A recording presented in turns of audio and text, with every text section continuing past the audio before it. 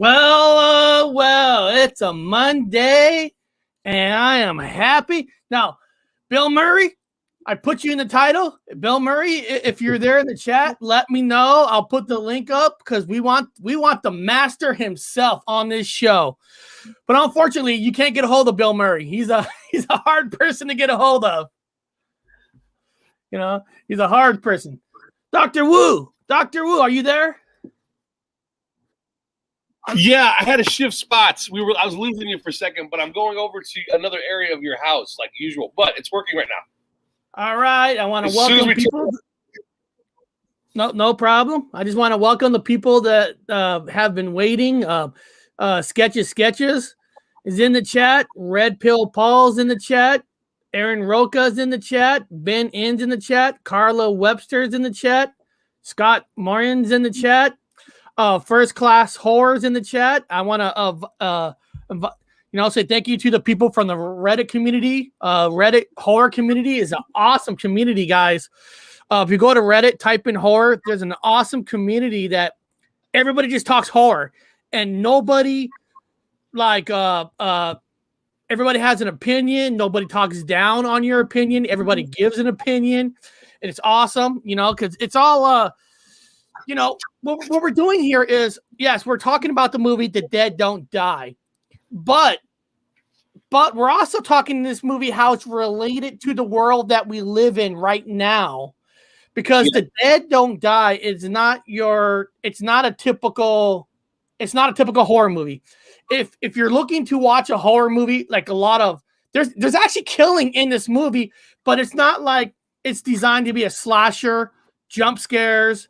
It's not designed for that. It's designed to, like, in a weird way, put zombies kind of in a movie and how people would really react in a lot of ways. You know what I mean? I mean, if you want to make a weird, comparison, to this movie, The Dead Don't Die, this might be a weird comparison, but I see a lot of Quentin Tarantino in this movie. Now, I know right now people are like, Quentin Tarantino, the gangster guy, the gangster movies. No, Quentin Tarantino has the art of conversation.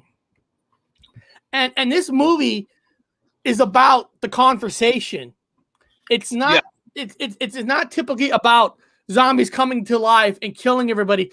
It's the conversations that happens during this movie. Some of you might think, well, the conversation is kind of dry. The humor and comedies are it's a little bit different. But when you watch it from afar, you got to ask yourself, if this was happening in real life, especially if you're living in a small town, how would you really react? And there's like hints of comments that people make that when you hear these comments, you're like, that's real life. Yeah. Okay, so basically, let me do a fast breakdown of the director and all that, just so people kind of see what we're talking about. This is the IMDb page, and of course, the movie's called The Dead Don't Die. If you've never seen it, it's 2019. The movie is actually not that old. Director is Jim Jarmusch, starring Bill Murray, of course. Bill Murray, Adam Driver. A lot of you know Adam Driver from he's Kylo Ren from the Star Wars series. Tom Waits, Chloe Sevigny. She's the woman cop in the movie, and I mean it has Steve Buscemi, Danny Glover. It has a lot of people. Kevin McCormick. There's a lot. It has that singer. Bob. That singer. Gomez. He's a rapper. Selena Gomez. Oh, Selena Gomez. Selena Gomez. She's in this movie. So basically, if you have to read the storyline, it's the peaceful town of Centerville finds itself battling zombies, hordes, as the dead start rising from the graves. Now, right off the bat, I don't know. I'm not here supporting and not supporting Mandela effects, but if you do follow the Mandela effects, or some people believe that Centerville is actually a town that used to be called Centralville. So it's kind of cool in a way that this movie is in a town that there's already a mystery on the paranormal side, where people think that Centerville used to be called Centralville, but magically somehow it changed to Centerville. So I don't know if that was a hint for the director on the Mandela effects side to do that. I can't tell you, but it's a common name. It's common. I've looked it up. There was like several. There's several places called that. It was like several all over the United States. I mean, it means the center. Usually Midwest. So yeah, they were covered all over the place. It's a common name. Yeah. Easy. Yeah, and then we see here, the storyline. As the warm, bright sun refuses to set, and a series of equally perplexing events start to take place, the world and the blissfully unsuspected residents in a sleepy town of Centerville, for some people, it's Centralville, are about to face the efforts of corporate greed.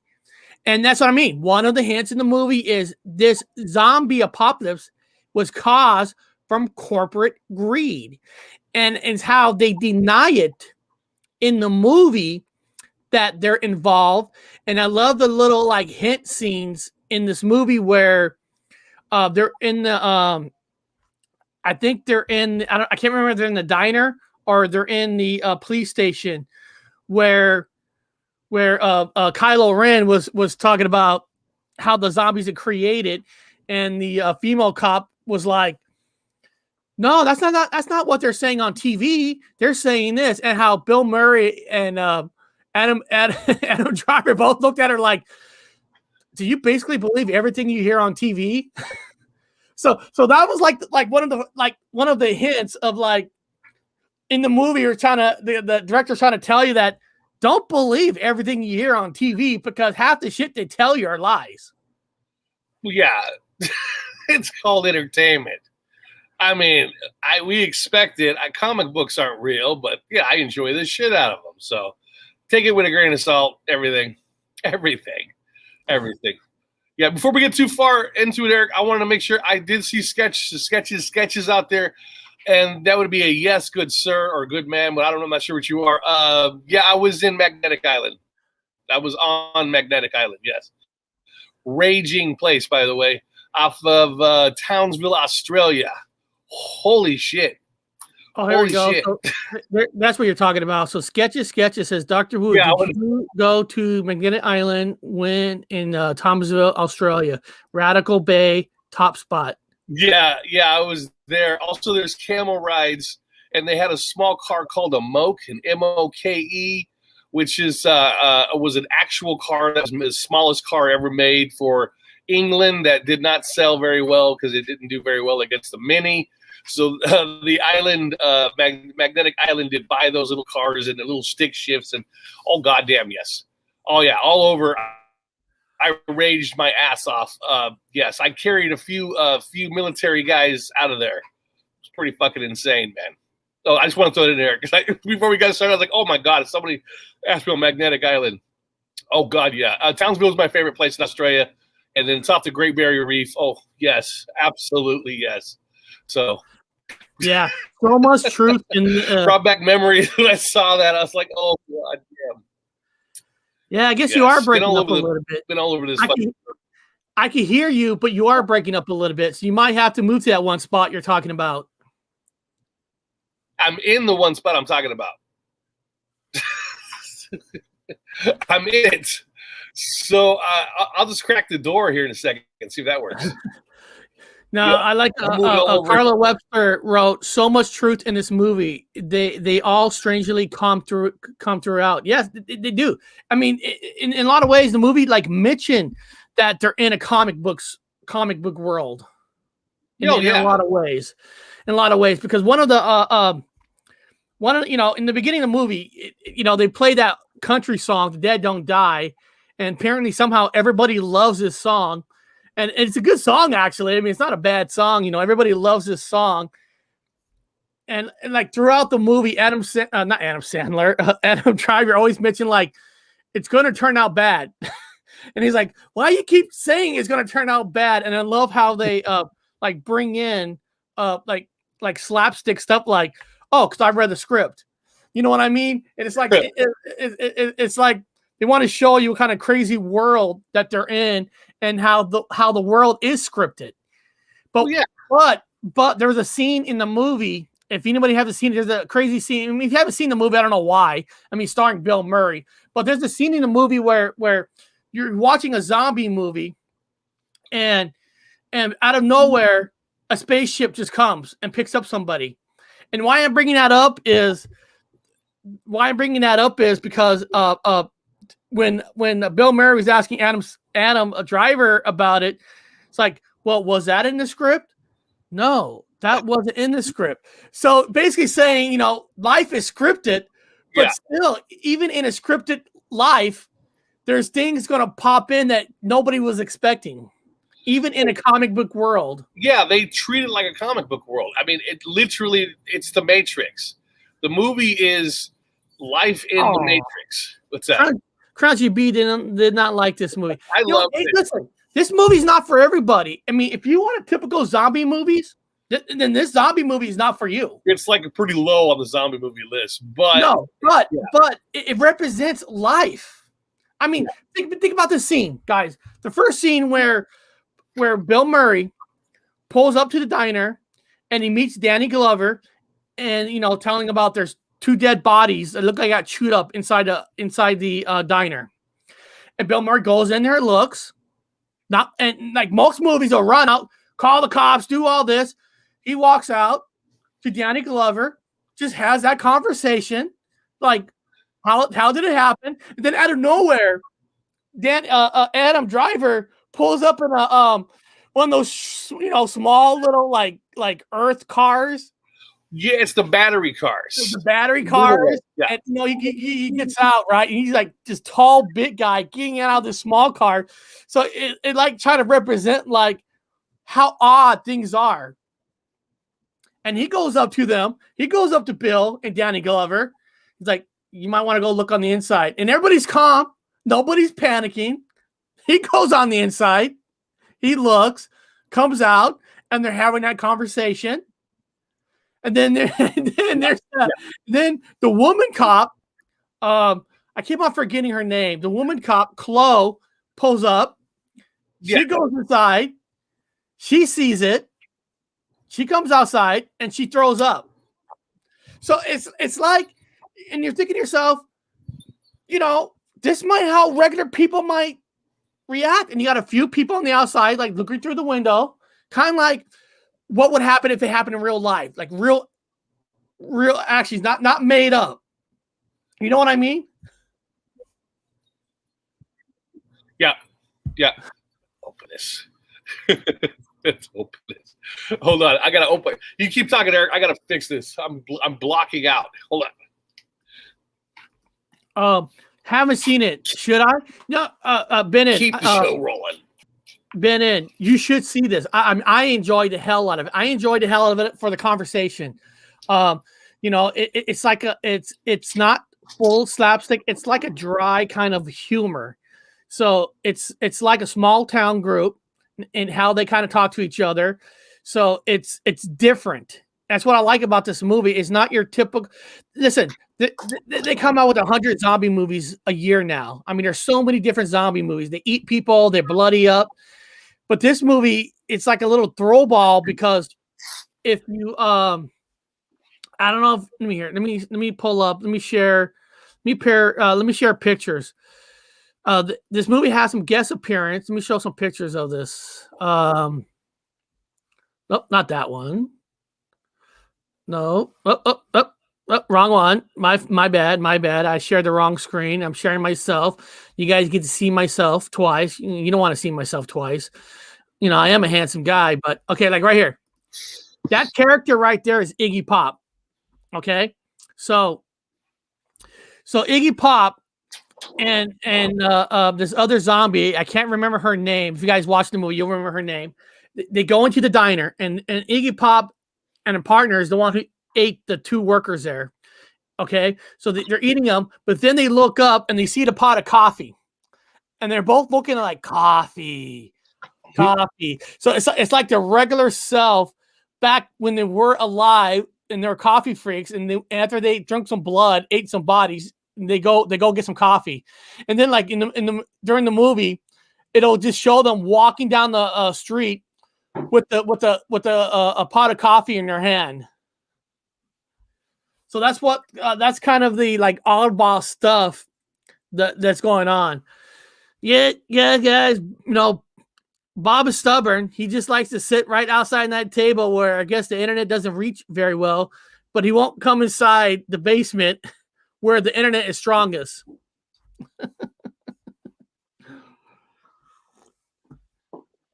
Let's see if there's a picture of Iggy Pop with that coffee in his hand. I'm still here. Don't mind me. I'm still here. I'm just getting situated. Okay. If you guys see the picture, that's the 2 pot of coffees that Iggy Pop sees. Like I said, after you have some blood, after you eat some bodies, you got to have some coffee, right? You got to drink down that blood you just ate. I'm trying to see. Oh, there's a little good screen. And then you got this one character, The Dead Don't Die. You got this one character. I forgot this actress's name. It's probably in the IMDb. I think her name is Istel Violent, or is that somebody else? I don't know. Who cares? Her name in the movie is Zelda, and she's got like these pointy ears, and she works at a morgue, and she's this oddball actress, oddball person that kind of talks like. Oh, her name is Tilda Swinton. So she's like this oddball person that just wants to do her job, but she knows how to do that fucking samurai. She knows how to chop zombies' head off. She knows how to fight. She's a fighter, but she's the one that walks in the middle of a graveyard, and then all of a sudden during this movie, a spaceship just comes, picks her up, and takes off. Like it's like it has like nothing to do with the movie, but it's just out of nowhere. You weren't expecting like a spaceship, and that's what makes this movie so special, because you don't really know what the hell is going to happen. I think Bob is, and then of course this is the scene here. They're gonna take a bat and they're gonna bounce some heads off. And here we go. Selena Gomez, she has a guest appearance. I mean, she wasn't like a main star in it, but there's a cool scene where they chopped her head off and her head is still moving, still talking. There's that car. That's the car I was talking about, where he pulls up to the diner, right? He just pulls up. This big guy pulls up in a small little bitty car, and it just doesn't fit right. But for the movie, it was perfect. Okay, sorry, Eric. I was getting myself set up for this, so I think I'm finally good. Did a little bit of maneuvering with Eric's electronics, so now I'm good. Yeah, it's a little electric car. It's kind of interesting. yeah. It kind of has a little blend of gas cars and then electric cars. It's kind of showing a blur between. That's why it's Centerville, the center of everything. It's supposed to be your good old-fashioned American classic town. And everybody's addicted to everything. That's the whole concept of the movie. That's the whole thing about being zombies, because you're a zombie to your addiction. So everybody's he's obsessed with his electric car, and everybody else is obsessed with their gas car. So everyone's obsessed with whatever it is, even if they're trying to save the environment. That means they're obsessed with saving the environment. They're zombies.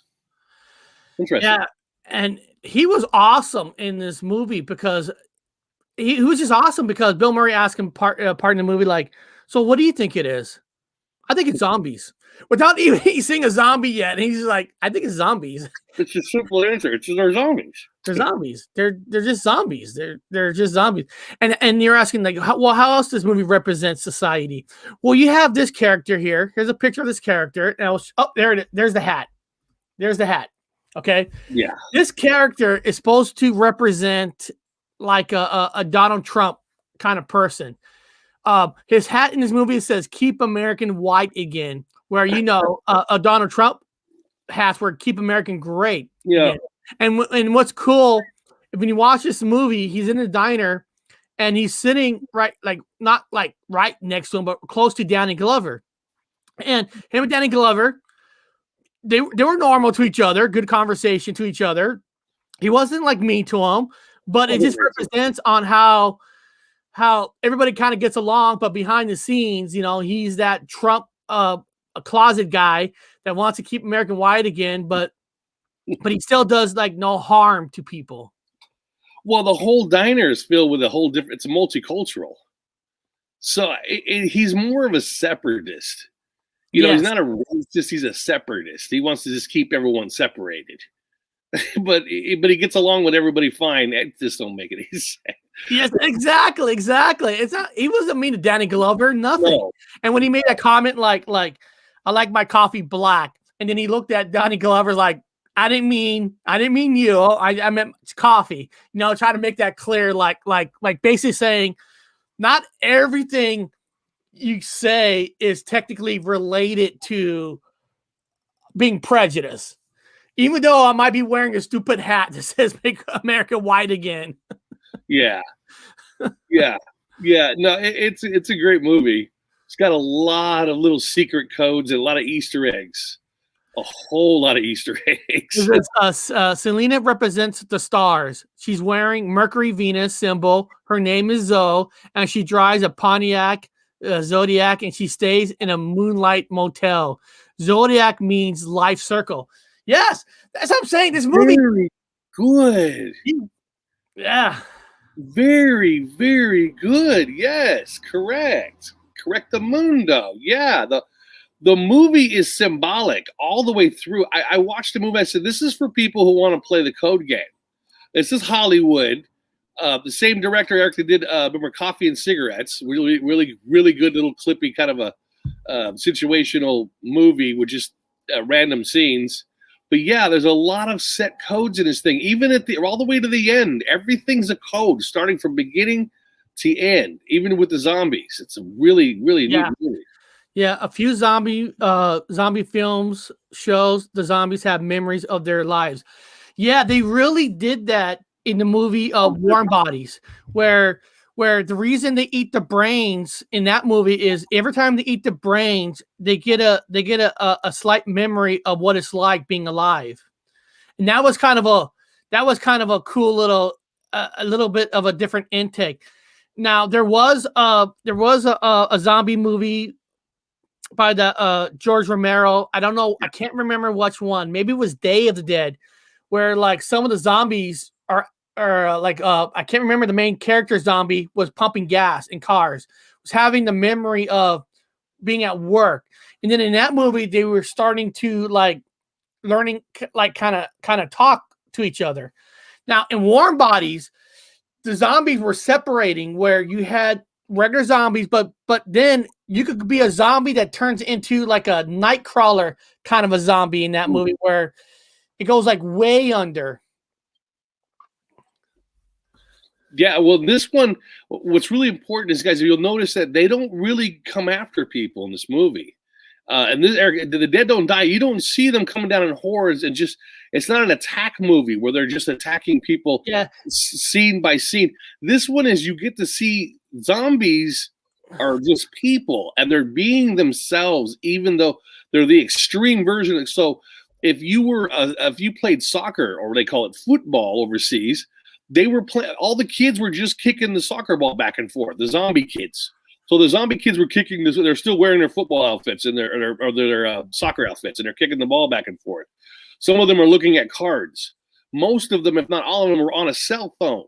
That was the first indicator of this. Okay, they're just talking randomly on a cell phone, walking around like zombies with cell phones. I go, oh, I see what this movie's trying to show. It's not a zombie movie as in zombies killing zombies. These are like representation of people in general. They're just your zombies to your equipment. So even after they were dead, they went back, like you talked about with the guy with the gas station. They went back to being who they were again. Remember the beautiful girl? She had her arm up like this. She kept walking around with her arm up like this. And they're like, oh, she's so beautiful.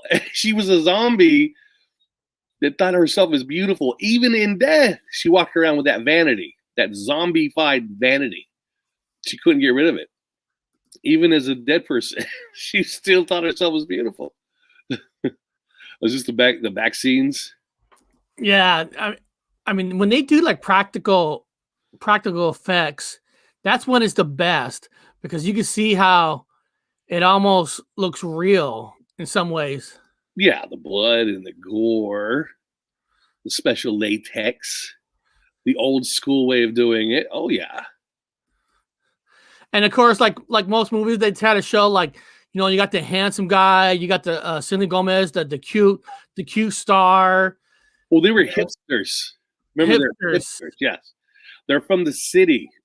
They kept emphasizing they're hipsters from the city.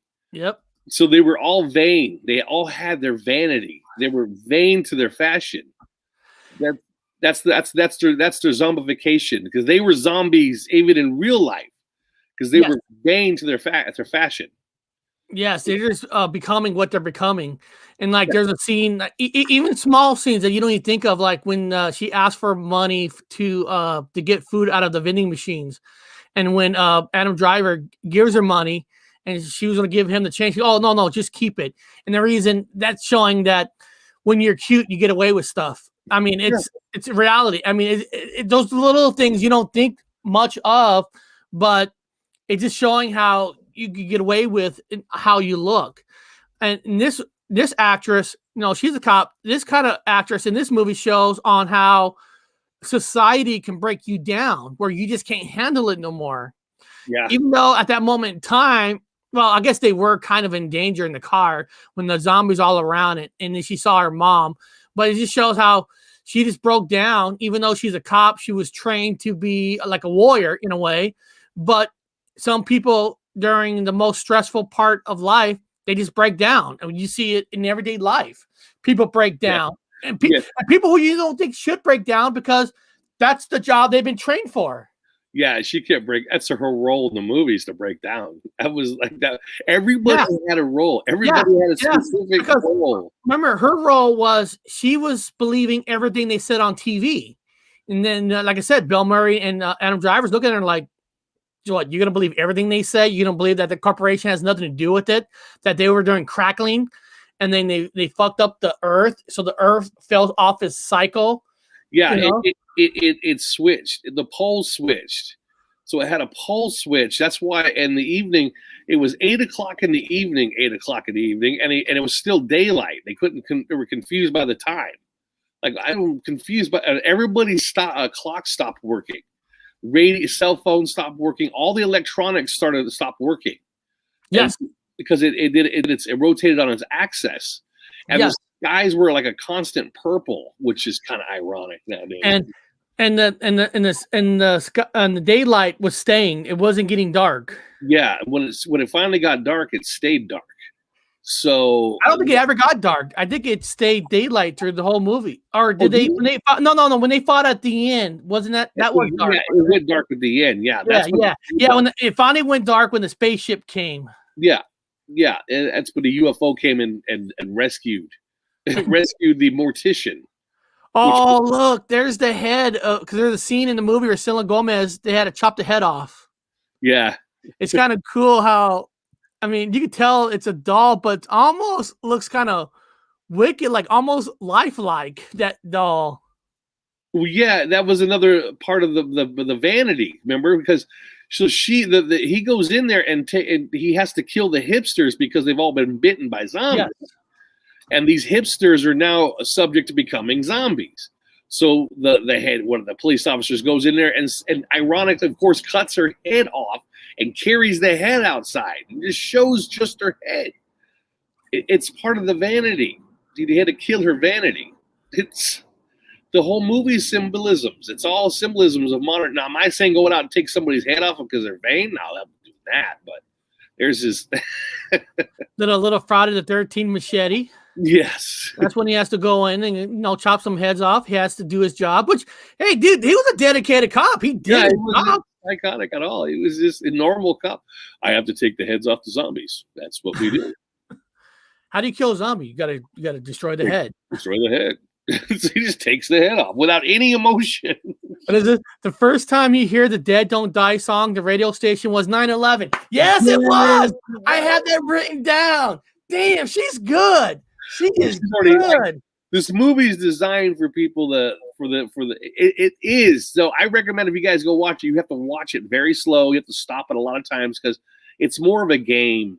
Well, you know what? This is how I saw it at the movie theater. Yeah, and I think it's watch it the first time. Just watch it all the way through. Watch it, but then you know you might like it or not. But then rewatch it because you already watched it once, and start looking for the clues. Like she's just said, the song "Dead Don't Die" was on the radio station 9/11. Like that was not planned. That was directly planned for the movie. Yeah, a lot. Everything is in this movie. Usually, like I joke about how the Matrix will throw in a 13 code. Oh, by the way, Eric, remember the Super Bowl score last night? Eric was getting annoyed with me, guys. We were watching football last night because I told him the score is going to stay the same. Eric's like, no, they can change. No, it's going to stay the same. It's going to end in 13. So the score came out to what, Eric? What was it? It was 9-31. Hold on, Super Bowl score. I can't remember. It was 31-9. 31-9, which comes out to what if you add them up? Well, I mean, if you go to 31, you flip it backwards. That's a 13. But if you do normal math, if you take the 9 and the 31, 9 plus 4 is 13. Yeah. And also during the Super Bowl in the first quarter, Tom Brady broke a record of like 13 touchdowns or something. And number 13, they said something that he did 13. Yeah. Yeah. I was telling Eric, I said, I remember, was it a record? They got number 13. Remember, Bob, we were watching like, oh, number 13. You got a record. He broke the record. Is 13. I don't know. It was not 13 Super Bowls, is it? No. It wasn't number 13 Super Bowl. It was 13 what? It was 13. He had a record for 13. What record? Yeah. Was Tom? What record did Tom Brady break in the first quarter of the Super Bowl? Let me see what it says. Yeah, and this is on the same subject, guys. This is kind of like how the movie goes, where life is one big matrix. It's all been planned. It's all a numerical value. Everything is exactly the way it's supposed to be. I was joking with Aaron. What was it? Yeah, curious bit of trivia. The Brady touchdown to Gronk, not only his first quarter Super Bowl, it took 10 tries, but also breaks the Joe Montana. But what was that? They said something about the number 13 in the first quarter. On the screen. I can't remember what that they was. popped it up on the screen. And it had the number 13. But I was like, oh, that's ironic. 13. Yeah. In certain parts of the game where they would the ball would be taken out, and they'd stop the clock, and the clock would be on a 13, or it'll be on a 58, which adds up to 13, 58 seconds at 13. And I was like, and then the 13th player the 13 would knock or a 58. Anyway, so I was having a rough time with the game, guys, because ever since 2000. Yeah, here we go. Okay. Tom Brady, Groski touchdown connection was their record 13th in a Super Bowl history. So his pass to Gronk was a record for having 13 touchdowns with this tight end, most than anybody in the Super Bowl. So think about it. I mean, it's the most so the record right now for the most quarterback to the same person is number 13. So right off in the first quarter, there was a 13, and the game ended in a 13. And people are like, well, why is that weird? Because, well, remember, Tom Brady played for New England Patriots his whole career. First year on Tampa Bay, takes the team to the Super Bowl, not his old team, and they get to number 13. And if you take the Tampa Bay score itself, 31, switch it, it's a 13. Or you take the 3-1 and plus the 9 for the other team, it comes out to 13. It goes both ways. It goes. I told Eric, did I not? I mean, I was like, Eric, and I wanted it. I wanted the code to be broken. We were both rooting for the score to change because we wanted to bunk it. And so I go, Eric, no matter what they do, it's not going to change. The score will not change. It's going to. We had plenty of time toward the end of the game to change the score, and then right at the last few minutes, they have an opportunity to get a score. And what happens is they got an interception, and so it's. Yeah. I told you. Yeah. There's no way they can change the score. So people don't think I'm joking. I put it up right here. It says Brady and Gronk connected their 13th postseason touchdown, the most ever by a quarterback. And remember, guys, this is the oldest quarterback, 43, playing in the Super Bowl, getting all these 13s. It is weird. Yeah, it was paranormal weirdness. And then last year's the same way. I'm telling you guys, if you can start reading the pattern, you can't stop. I'm not saying this is true. I'm not saying this is anything but just other than like counting cards. But once I started bringing it up, Eric couldn't stop anymore going, I can't stand it anymore. I'm seeing 13s continuously. And right up to the end of the game, we had plenty of time left. And I go, Eric, I got up and had to figure it out. So I said, I don't matter because the score is not going to change. The Matrix has designed this game to end at 13, and this is how it's going to end. And yeah, now I don't know if any of you guys watched the game, but if you did watch the game, the other team had a chance to keep scoring, and they kept they keep losing it on downs, on fourth downs, and interceptions. So it was like something was trying to keep it at 13 in a lot of ways. They had chances to beat it, but they didn't. I was laughing at the end of the game, not at the players, not at the game, but as the things that kept happening to prevent them from scoring and interrupting the score of 13. When you add it up, it goes both ways. I go, no matter what happens, and they come again right at the end. I go, well, maybe they're going to break it, Eric. Interception. No, it ain't going to happen. It's like the dead don't die. It reminds me of the dead don't die with everything is a living video game.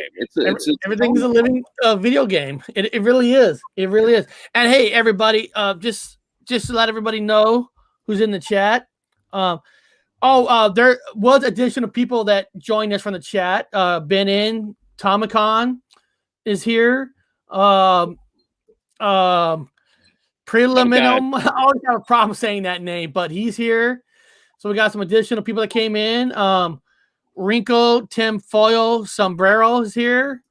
So you guys all welcome. And just so you guys know, tomorrow we're gonna do a bonus show, but not on this channel. We're gonna be doing a bonus show tomorrow. It's going to be on my gypsyroad.live. We're going to be doing What the Fuck World News. We're going to be doing World News tomorrow. And the reason we're doing it on this channel, not to promote it. I know a lot of you thinking we're doing it because it's uncensored free. Uncensored. We can make jokes about certain things that if you say it on YouTube, you'd be kicked off. Your video gets taken down. So we get to play no whole bars in a lot of ways, I guess you could say. Now we're not gonna say things on purpose, just like trying to be a shock value. It just allows us to be a little bit more free to say things. That's all it is. It's not a shock value type of show. But like if we want to make a joke about the pandemic in a way, we can. And it's only going to be like a 30-minute, and we'll do it at noon Pacific time tomorrow, guys. Yeah, noon tomorrow. So just jump over there if you want to see the world. 30 minutes. I could say things we can't say right here. I can tell you guys some interesting things I can't say here. Yes, and if you say it here, we'll be kicked off. Yeah, but it is what it is, right? Yeah. But we broke off, guys, to talk about the Super Bowl because of the unusual scoring and how it played itself out. And those who watch the game will say the same thing. I go, Eric, I told you it feels like a goddamn comic book, like everything is set within numerology. It's got this set of numbers. It's going to play itself out, and it lets you know It lets me know all the time that everything is just, it's just a fucking video game. Can you stub your toe? Yeah, you can in this game. You can get hurt. I'm sorry, really bad. So and they mentioned it in different ways in this movie. They mentioned it like, oh, I've read the script. So basically, basically telling you that I knew exactly what's going to happen because I read it. He read the script. And he got to read the script, and Bill Murray didn't get to read the script. So, like, why did you get to read it? You know what I mean? So it was like secret. Certain people were allowed to know things that other people don't, and it's just like regular life. See, I feel like the Star Wars character. What's his name again? Adam Driver. I feel like Adam Driver. I'm like, we're watching the football. Again, back to the Super Bowl. Same example for the movie. I was like watching the movie last night, and I'm telling Eric's like Bill Murray, and I'm sitting on the couch. I said, Eric, I already know what's going to happen. What do you mean? I said, well, it's going to stay on 13. It's going to add up to 13 twice, and no matter how hard they try and drive at the end of this fucking few minutes of the end of the game, they're not going to score past this point. Eric's like, well, we'll see what happens. I mean, I'm with you. I want to be debunked, but it ain't going to happen. I already know the script. And it exactly, Eric goes, Eric screaming, they got a goddamn interception. I said, of course they got an interception, dude. That way they can't score within the time they have. They're going to sit on the ball all the way through now. I said, they're going to sit on the clock. There's no way the score is going to change. And it's in the script. Yeah. And there, in this movie, was telling you it's a comic book because there's a scene where she was in her morgue with her people. And look at this picture. She was painting their face like a comic book at a morgue. I mean, why would you do that if you're not? Now, Eric, this is just me, guys. This is just me. So don't get off my wagon on this one. I watched this movie in England at the movie theater. Loved it. Watched it closely. Then I went home and rewatched it again. I illegally downloaded it. Who cares? I don't. That's not here or there. But I watched it again. In this version now, she paints her face with the same makeup she's putting on the cadavers. And the cadavers now have this bright purple and weird colors. It's Eric, I'm just saying. It's the same colors as David Bowie. Well, look. As David Bowie. Well, here, I'll pull up a David Bowie picture and let's see. One of his makeup tutorial pictures. It's makeup. It's purple. It used to be black. It was a shade, but then she started painting it purple. It's purple on their eyes now. Here, let me take that off. And let me share some David Bowie pictures of. If you look at, well, those are extreme, but some regular David Bowie pictures. Right here. Yeah, that's the same kind of paint she put on the makeup she was painting their faces. It's the David Bowie colors. I'm just saying, it's the way it's that new age makeup. See, if you go back to The Dead Don't Die and look at the cadavers, now that's extremely green, but theirs is more purple, but it's the same style. I go, she's listening to old. She painting them to look like David Bowie. Cadavers. It's the same. You see, and again, it's just me, guys. It's nothing. There's no weird effect or anything. But I just said I thought it was funny because they look like David Bowie. It looks like David Bowie makeup. Like, what is she doing, Starman? And then she herself gets abducted by a spaceship. And her name is Zelda. Yeah, and she had pointed ears too, by the way. And let's look at the name of the diner. Or is that the diner in the movie? The Dead Don't Die new film shoots in the Hudson Valley. So the movie was really shoot in Hudson Valley. And the original picture shows an Indian, West Tacanac Diner. I don't remember if the movie showed its name, but look at the diner that they use. A picture of an Indian. Does that mean something to you, Bob? Why they did that? You know what? Maybe I don't remember that diner sign like that. I don't remember it brightened up. I honestly, that's the real diner in real life. I think they probably had that diner picture off. They didn't because I don't remember that in the movie either. No, but apparently that's the diner that was used. Yeah. Well, the gal in that first scene where she was the first two zombies that wake up was Iggy Pop, and I don't know that other girl's name, but she's the actual girlfriend of the director. Yeah, let me see. I'm trying to see if there's a picture of. Oh yeah, remember this one? Like you're saying, how they remember what they were doing because she wanted her wine, she wanted her drink. She wanted her drink back. Yeah, she wanted her drink back. There's the girl with Iggy Pop. Like I said, I can't remember her name. Yeah. Maybe somebody in the chat remember her name. Well, hello, Lisa. It's the same thing as if Iggy Pop, the zombie, goes into the diner.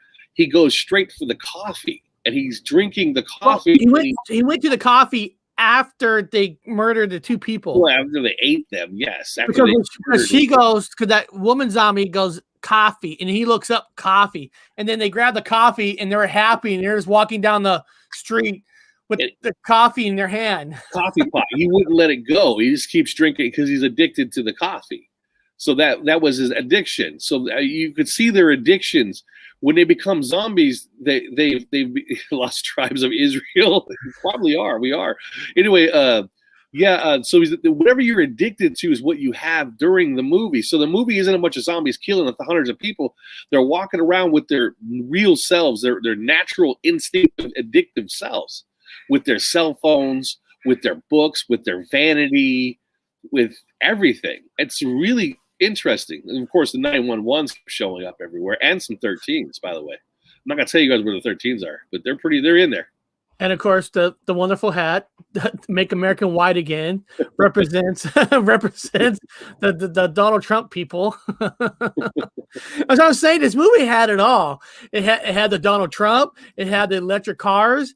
You had the good-looking stars and the actresses. You know, the beautiful. And then you have the nerd kind of guy that the stars were making fun of inside the store. Remember, they're making fun of him, calling him that character from The Lord of the Rings, like, "Hey, Frodo." Frodo Baggins. You know, they're handsome. So there were these people right here. Oh, hold on, this picture. Yeah. They were making fun of them. Frodo Baggins. Because remember, when you're good looking, you're allowed to make fun of people. Well, that's what they were doing. They're making fun of them because they're good looking. According to themselves, they think they were good looking. I think they were idiots. Oh, look at this. God, Carla, she's fucking good. The girl Iggy Pop killed was by stool 13. No. I didn't even spot that. Now I'm going to ask you, how do you know it's 13? Like, did these stools have numbers? Where did you get that 13? Because you could, if you have HBO, it's on HBO right now. This movie's on HBO. Were there numbers? I don't remember that. Whoop, sorry. Sorry. My radio just turned on for no reason. What the hell? Iggy Pop's 1979 song "How Do You Fix a Broken Heart" is Mandela affected. The title lyrics changed to "How Do You Fix a Broken Heart?" Huh. My radio just turned on. Of course, I know who Iggy Pop is, but to be honest with you, I don't know all the name of his songs. Oh, I know a lot. I don't know all the name of his songs. The Passenger. Yeah, I mean, I know Iggy Pop. I just don't know all the name of his songs, so I don't know the title of this one. How do you fix a broken heart? So I don't know what the original title of that song is. Here we go. Yeah, the stools had number stickers on it. Really? Let me see if there's a picture of the seats in here, inside the diner. Let me see. I didn't catch that one. See, there's so much codes in this movie that we're not even catching all the codes. I know they're standing outside the diner. Oh, there's Centerville, that some people think it used to be called Centerville. Okay. Of course, there's this. You got the town bum. You know, every town's got that town drunk. Well, actually, he wasn't really a drunk. He was more of a living off the land and kind of was a hunter. Let me see. Okay, he's in the diner. Yeah, I'm gonna have to watch the movie to try to do a pause because I can't get a clear picture of the seats. I didn't realize the seats have stickers on it. Yeah, the kids stickers too. On there's the three children in the children's home. They also had the 13 in there in the children's home. Yeah, I have a whole list. I wrote a list. There's a list here. See the children's chair, the chairs in the children's home, guys. There was a big change of that one, by the way. David Bowie the movie is 103 minutes long. 103 minutes long. The movie. Yeah, and it's on the Sky. The movie's it's on a Wednesday. Hold on. Oh, the Star Wars guy, the character, the main character, he also has a Star Wars ring. Key ring. A Star Wars key ring. Yes, she made a mention to that, the Zelda person. Well, yeah, there's a Star Wars key ring. See, hold on here. I got some stuff here. The license plate on the kid's car. Selena Gomez's license plate in the back of the car. The first part is WO2, which is 5, 6, and 2 equal. Well, if you guys do the numbers, for the letters, it's 5, 6, and 2, which comes out to 13. So the first part of their license plate is 13. Right when you look right off the bat, if you do the numbers. Oh, really? Okay. Yeah, if you do the letters for it, it's WO2, which is 5, 6, and 2. Yeah. Look, there's here. I wanna put this up. It's kind of cool. I just found this. Where is it? Right, hold on. Let me get this up. This title of this article even says that Star Wars Easter egg actually tells the audience a lot about The Dead Don't Die. Okay, there's some more dirt in here. Yeah. The Dead Don't Die zombie comedy features Star Wars, Marvel, and Ghostbusters. Got audience excited. It was first announced. Adam Driver, the Star Wars schedule. I'm trying to see is what they're saying what the meaning is. And while most impossible to miss the Easter egg, what is little easier to forget is just how much it says about the world of The Dead Don't Die when you look back on at its hindsight. There were some spoilers that don't coming up, which I highly recommend. 3 police officers in the Centerville small town where the film was set, trying to develop a plan to tackle the zombie hordes. Zelda Winston asked Ronnie of his car reasons she does. Okay, ask Ronnie if she have the keys to his car for a reason she does not disclose. That's right, because she wanted the car and she was asking for the keys. So he was giving her the keys, but because of the severity of the circumstances around them, he does not ask. Her hands the keys after only cited hesitation. Okay. When Ronnie hands the keys, the shot slinger keychain, a small replica of an Imperial Star Destroyer from Star Wars, Zelda points it out for anybody in the audience who might have missed. She calls Star Wars a wonderful fiction. So she calls it a wonderful fiction. Okay. Driver seems a little puzzled by the exchange, but the story quickly moves on, giving how incredible visible Driver's role as Kyle Ren has made him in Hollywood. The joke could easily dismiss as a quick-off gag, but in fact, if you look at the scene in insight, here's a few things that you can take away from it. Oh, okay. Well, I can kind of get what they're saying because how the 3 Star Wars movies did not line up in a perfect harmony. They made 3 different movies. Yeah. So there was no rhyme. So in a lot of ways, it kind of embarrassed, because the only good thing about those Star Wars movies was Kylo Ren, because he was the only one that stayed the same in all 3 in a way. Yeah. So being kind of known, when a movie kind of fails, you kind of become a joke. So by making fun of yourself, you kind of, like what you said, Bob, you kind of take the lick out. You kind of you take the piss out of it. You kind of take the piss out of it. Yeah. Yeah, you got to take the piss out of it. So and the movie kind of went that way. And it says here, first of all, Adam Driver and Bill Murray tell the direct exit in some of the world. Okay, there are a few points where Driver Murray makes comments that seem like non-sequiturs at the time. Driver tell Murray that he recognizes the song on the radio because its theme And the Murray asking Driver something along the lines of, "Oh, are we improvising now?" So basically saying that he's changing the words of what was written for the movie. So they're making hints like that. Yeah. But the payoff when the final act of the movie, the audience learns that the fictional nature of the movie is being acknowledged in story. When Cliff finally tires of hearing Ronnie repeats his warning, this is going to end badly. Because remember, he kept saying that through the whole movie. Yeah. And asks, why is he so sure of it? Ronnie admits that he knows it because he read the script. That's what I'm saying. It's such an oddball movie. He says that leads to a give and take between the two leads, in which Cliff Murray says that he only got his own sides in spite of everything he has done for Jim. So basically, Bill Murray was Jim's like friend and partner, and they made several movies before, but he wasn't given the script like he did Kyle Ren. But the suggestion that Cliff and Ronnie somehow coexist with Murray and Driver is unnecessarily media and fun surprise. So it was like I said, it was kind of like the cool of the slapstick stuff. Like here's one. Ronnie then, the minimum certain knows that Adam Driver plays Kylo Ren that makes a hesitant reaction to Zelda's bright Star Wars comment.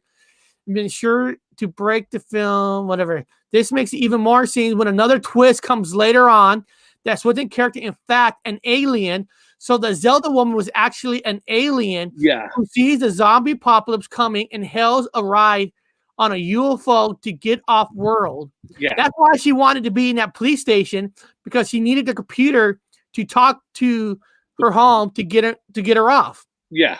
Ronnie, who by that point had already admitted to Cliff that he had read the film script, and says the UFO was not an eating draft of the script he had read, which you and I have said. Besides being likely a nod to a zombie alien partnership in things like Plan 9 from outer space, there were actually a few clues dropped along the way to make that twist better, to play better if you pay attention. So they were doing like a lot of twists from like the movie The Plan 9 from outer space. So this movie just loads itself with so many things in it. That's why people got to watch this movie. If you've never seen it, watch this movie straight through. Well, Get that part out. Get that part out. Just watch it straight through, because when you keep pausing it, you know, it's hard to get the flow of the movie. But once the movie's done, go back the next day and then watch it for all these clues that people are talking about, and you'll see it in this movie. Yeah. It represents everyday's life. Yeah. Yeah. Hold on. I got my note. Let me get my notes out of the way and let's see what I got. So everybody have fun with your notes. Oh, hold on. Well, look, Tomicon wrote, well, we have centers named Century because of French population some places here in Canada, but I noticed that particularly changed. Yeah. This is center now, right? Is that what's going? That's the new change for everything? So my notes is the moon is pink. So the moon is pink. Here we go. Iggy Pop, zombie girlfriend is Jim Jarmusch's girlfriend, the director. The guy who wrote and directed it.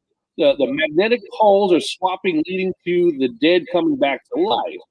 In the police car, they have the conversation about the script. The Star Wars guy has read the whole script. However, the alien spaceship wasn't in the script, and Bill Murray only got sent his own part of the script. Star Wars guy says that the song on the CD and the radio is the theme of the tune or the movie. Radio says 911. I also caught that. The license plate on the kid's car, Selena Gomez's car, was W02 15U6. The first part of that is W02, which is 5 plus 6 plus 2 equals 13. The chairs on the children's home, take a good look at those. It's 103 minutes long, the movie. Let's see, it's on Sky Movies this Wednesday. Oh, okay, cool. Star Wars guy has Star Wars keychain, and almost done with my notes here. Written and directed by Jim Jarmusch, born on 1/22/53. Hold on, 1/22/53, which equals 13. There are more weird things, but I can't get everything in there. I put a big old thing, but there's tons more shit. So that's just a quick the news, the notes. Oh, you want to hear something crazy, Bob? What's that? I'm going down the article. We just did a show on Mothman, and I'm going down that article about that Star Wars comic book, and it says Super Bowl viewers spot Mothman and Court of Owls in the weekend's halftime show. Wow, we just did a show just recently on the Mothman. Wait a minute. They spotted Mothman at the Super Bowl? Super Bowl viewers spot Mothman and Court of Owls in the weekend's halftime show. What?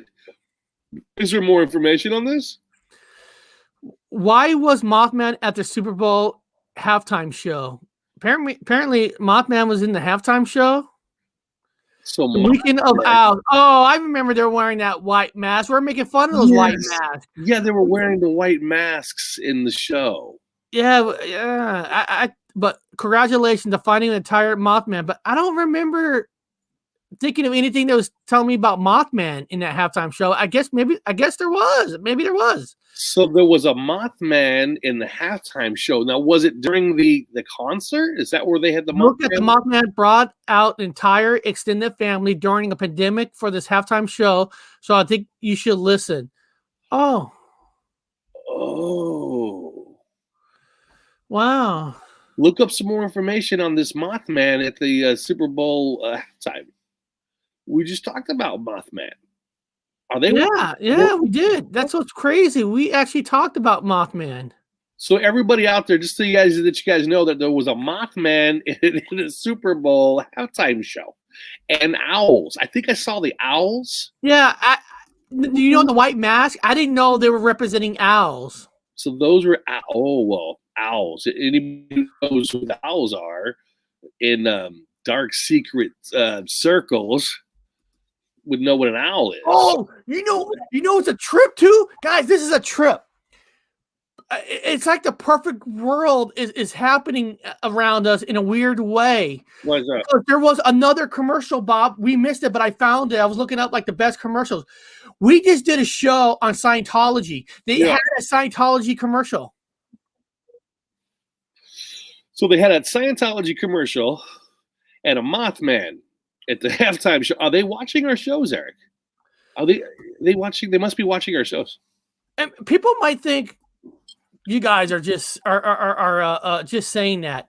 But hold on. Let's see if we're just saying that. Here, let me go to my channel here for a second. Let's see if we're just talking out of our ass here. What's the Legend of the Mothman? You can see it right there. We just did a show. What the Legend of Mothman, the fourth one last week, and we just did a show on the Church of Scientology, right there. And both of these show up at the Super Bowl. Wow! Like you said, was somebody watching us? They must be watching the show.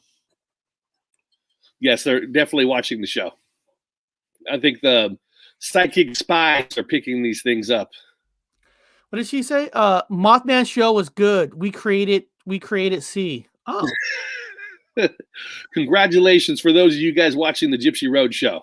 We have manifested Mothman. Believe them. Yeah, no, that was just kind of weird that too much. I'm not saying anything, but it was just kind of weird that Mothman is Scientology showed up at the Super Bowl. Yeah, it is weird. We talked about it last week. It wasn't like it was like 5 months ago. You can see in our videos here, it was just 1 week ago, close to 2 weeks. But we did the Scientology on a Friday. It's just weird. Wow, unusual. Yeah, it's unusual. Weird, really weird. It is. Really weird. It is freaky. It is. I know. It's not a big deal, but. It is though. It is kind of cool. Well, let's see here. Actually, I never pulled this up, but I did put on the community bar. I was asking people how many people have seen the movie. 36% have seen it. 56% says I have not seen it. 8% says don't like scary movies. Yes. And I'm gonna tell you guys, if you don't like scary movies, this movie is not really a scary movie. It's not scary. It's not scary. It's a movie about zombies in the real world, kind of like The Walking Dead in a lot of ways. Yeah, and I brought this up during the last show. It's on the same subject, yet a little bit off. I wanted to throw it out there real quick. I was watching Shaun of the Dead, so I'm watching. It's a great, funny ass movie. Everybody who knows Shaun of the Dead can watch it over and over again. I've watched it a lot of times. He had a white tag on when he worked at the electronics store. He had a white tag on his shirt, and now it's bright red. It's changed for me. Maybe it's just misremembering. Most likely, it's misremembering. However, it's changed for me, and there's a lot of red showing up in that show. In Shaun of the Dead, a lot of red, but that name tag is bright red and twice the size it used to be. To me, only to me, it's a red with his name in it. It's a bright red tag. That tag wasn't red, and then of course he has the ink that leaks into the bottom of his pocket, which is red. I go, you got red on you. Well, why would they say that if he had a bright red tag? It doesn't make any sense, but I don't know what that means in the comic book realm, why this comic book changed his tag to red. But for those of you out there who want to go back and watch Shaun of the Dead and see if that tag, if you remember his tag being bright red, and many other things have changed to a red color in the movie, for me, only for me, and I misremember, so don't take my word for it. Not me. Anyway, back on the same subject as zombies. I've just been watching zombie movies, funny ones lately. It reminds me of society. It reminds me of what we have right here in this comic book. Yeah, it doesn't matter. I know a lot of people are getting tired of zombie movies. I say, I don't care how many zombie movies come out, because I don't care if they come out with 100. You might get 2 good ones. Yeah. And then those 2 good ones be the ones you'll rewatch, Yeah, yeah. But this particular one, of course, is really, it's more of a statement piece. That's why we're talking about it on the show. And that we want Bill Murray to come on our show one day. He does weird things like that. He might be watching it. And then he might show up one day and say, I'm going to go on you guys' show. We want him. We want him on. I mean, because Bill Murray just does what he wants. He just he'll show up when he wants. He doesn't care what people think. Now you're saying, like, here's the director. I'm looking at the movies that he directed. Seeing, like, Gimme Danger. I never heard of that documentary. Peterson, Only Lovers Left Alive. Only Lovers Left Alive. That sounds okay. Yeah. I know there's Broken Flowers and Coffee and Cigarettes. Now, Broken Flowers also stars Bill Murray. Really? That's another great movie. It's one of his dramas. So he's a big. Bill Murray likes him as a director. Well, they say that comedians, comedy people, sometimes they're better drama actors than people who went to college to go to drama schools, because their act is always acting. They're always acting other characters. Yeah. And there's Coffee and Cigarettes. Now, Coffee and Cigarettes, I highly recommend you guys watch it. It's black and white, and it's just skits. So it's not the same movie all the way through. So you can watch maybe 2-3 skits and then skip it, or you can watch each one of them or fast forward the ones you want to the one. They've got information about Tesla. They use the Tesla coil. They've got an all-star cast for each skit. It's a really interesting movie. It's really good. If you're just into the kind of weird things. The same director, of course, is The Dead Don't Die, but it's got a lot of interesting information. Just kind of weird stuff. If you guys are into that kind of human code movies, breaking them down and having fun time with it. Because right now everything's upside down. So I'm enjoying going back to these old weird ones and just trying to find out the meaning of them. There's a lot of different meanings out. Yeah, I agree. Yeah, I agree. I've been going back and been watching the X-Files again. Yeah. It's people talk about like The Simpsons having truth drops. And Shaun of the Dead was pretty good. I really enjoyed Hot Fuzz. Yeah. Well, Tomicon, go back and watch Shaun of the Dead again and let me know about the tag on his chest and see what you think. But anyway, Yeah. What was I saying? Yeah, a lot of interesting movie, a lot of going back, and a lot of decoding. Like you said, you started watching X-Files and Now, breaking them down. people in the chat, I recommend if you go to the movie theater, you don't want to bring Bob with you because he wants to go to sleep. I always sleep in the movie theater. It's bad. I sleep. I couldn't stop snoring. I was like, "Oh, this is bad." Eric, we went to the first time we went in the movie theater for a long time. That Liam Nelson movie, whatever. I was like, "This is dumb. This is so dumb, man." The Marksman. I can't stand these movies now. They're so poorly put together. Everything's bad. The timing is bad. I know we talk about how time is different now. Everyone knows what I'm talking about. That knows what I'm talking about. And so even the movies, the timing for each scene within a movie is bad. It's bad. Everything is bad. It's made bad. I don't know. I don't think it's made bad on purpose. I think it's just because of what we are and what's going on in the comic book. Things aren't that good. I think what they made a mistake with the Marksman was they took an actual good movie, Logan. Yeah. Where Wolverine, I know it's a superhero, but it's a weird kind of a Wolverine where Wolverine takes his girl across country. But it was interesting. It was really good writing, and it was like this was like almost exactly like that, of course, without claws coming out of Liam Nelson's hands. But it was just so slow. Like okay, we get it. The cartel's after you. They're chasing you. Let's put them. Yeah. Okay, let's put on some gunfights. Let's.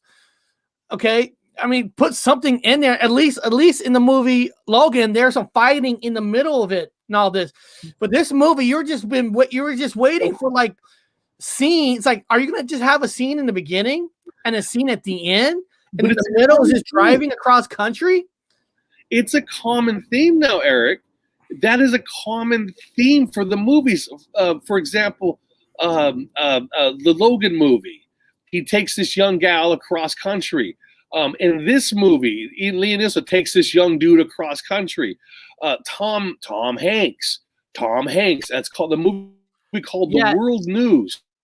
Takes a girl the new world in the days. Okay, wait. There seems to be a wave of movies of dudes taking the young ones across country. Now, they're not dirty. They're not bad. So let's get off that fucking, this is, no. They're just they're helping, taking the young people across country. And I go, why is there a steady theme of this? It's as bad as King Kong. Every time I turn around, there's a new King Kong movie. There's a King Kong movie, Eric. Every fucking, it's like, what's up with King Kong? There's another King Kong movie. King Kong this one. King Kong Skull Island. Now there's King Kong coming up right now. It's with King Kong versus Godzilla. Okay.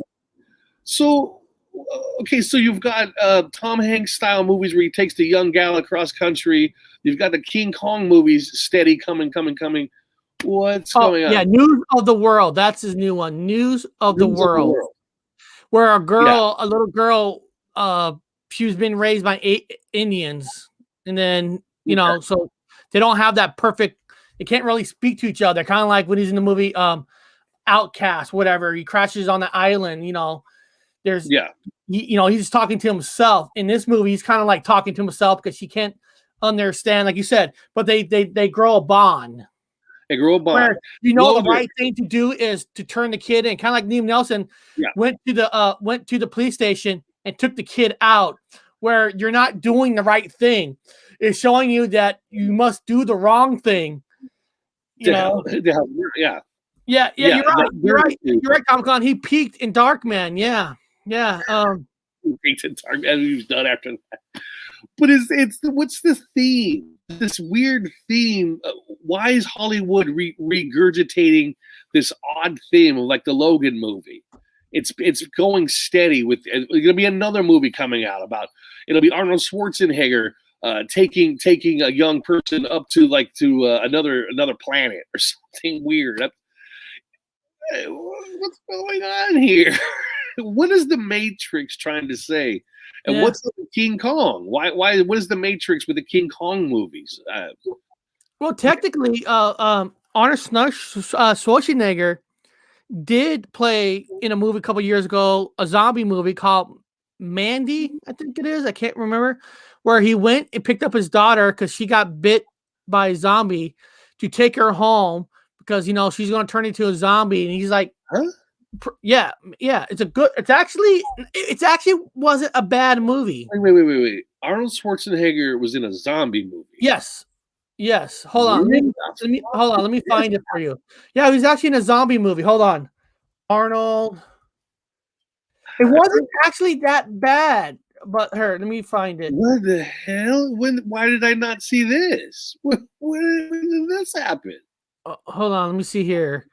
Where was it? Where is it? I was randomly using him as an example of somebody that we haven't seen do this kind of movie, make this kind of movie, and now I guess he's made this kind of movie. Okay, here. So I found it. I found it here. Let me share the screen. He did, and Bob, it wasn't actually that bad. You kind of feel so. It's a zombie drama movie. It's called Maggie. It's called Maggie. Let's see if there's some photos. What the fuck? When did this come out? See, it came out in oh shit, hold on.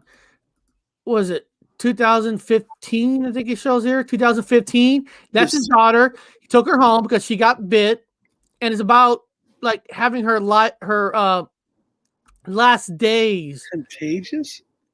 Oh, it was called Contagious, and the other one's called Maggie. No. Well, one was a name different. Was in another country. Oh, in America, it's called Maggie, and you can see her face. Never ever heard of this movie. It was more like a drama because he just wants to protect. He's like telling that cop, like, no, we're not taking her.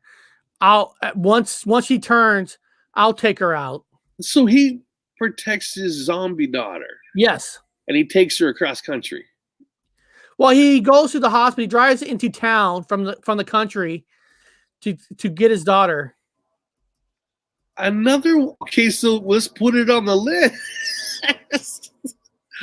So we have another guy taking a youngster across country. Yeah, you can see where she's not bleeding red no more. I have no idea, guys. I was just using him as an example randomly. I didn't know he actually made one of these movies. No, like I said, it's more of a drama, but it was kind of, in a weird way, it was kind of cool because Arnold never really did like a drama, but he did his drama chops in a zombie movie. So now I got to go watch the world news. Now that I Maggie. But what's so cool about Maggie in a way, Bob, is there's a scene in it where she's spending her last days with her friends before she turns full zombie, because there's a certain amount of days when they turn. They just don't turn. So she has like 5 to 7 days before she goes full zombie. So it's kind of sad that she's like drinking with her friends, and it's like the last time she's gonna be with her friends before she goes zombie. Wow. Oh, look, I didn't know that. The actress in Zombie was also in Zombieland. Oh, yeah, you're right. She was. She's right. She was. Yes. So it was cool, Bob, in a weird drama kind of way. It's not a typical zombie movie. It's a lot like, I guess you could say, The Dead Don't Die. That. Wow. Yeah. I mean, okay. There is some fighting in it, but not that much. You can see where. Okay. Dude, and all he wants to do was to protect his daughter to the last day that before she turns.